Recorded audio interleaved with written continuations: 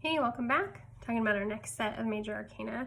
Starting with the Wheel of Fortune, which is like a super complex card. You have a lot going on. There's obvious Egyptian influences and biblical influences. You have 4 elements, and you have the spells Rhoda, which is like another term for the royal road or tarot itself. And then there's lots of symbols going on. Anytime you get this card, something's about to happen for you. If it's this way, you know, it's change and success. Luck is on your side. There's kind of evolution going on. If it's this way, then there's a fear of change and a lack of focus and issues like that. And obviously the keyword is change or cycles, and really knowing that. This is a really good card to focus on, meditate with. Another good way to learn the tarot is to, if you're artistic, to draw.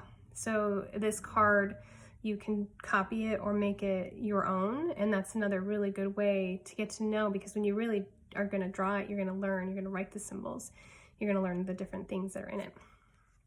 Then the next one is Justice, which the keyword is obviously justice, and equilibrium. He represents balance and, you know, things like that. He is upside down, there's imbalance, there's disharmony, rebellion, paranoia, things like that. Obviously associated with Libra, because he has the scales, and he's not blind. And I like that. You know, he's actually there with his eyes open to see the justice. Then after that is the Hangman. And first thing, a lot of times people are new to the cards, they're like, oh my God.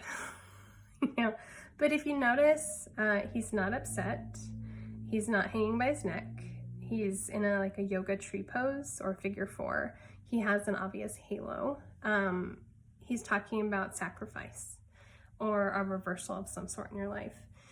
He is positive because it's like some kind of trial of faith or whatever is happening or is coming to an end. There is a discipline here, and there's a sense of surrender. He's surrendered to what is. If he's this way, then there's this belief of fantasy, of not living in reality, of lack of faith, of being undisciplined. But this way is complete surrender. Another card, people are like, oh great, lucky number 13, death. I think it's a beautiful card, actually. I love it. And death in this sense is transformation. You know, death isn't final. It's the death of something.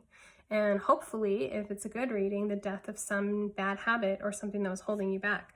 There's renewal, there's endings, there's rebirth. This is an awesome card. That's why there's the flower and the white horse. It's not negative.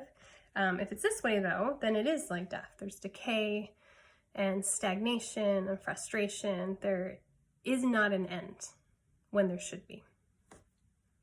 And the last one for today is Temperance, which is so beautiful.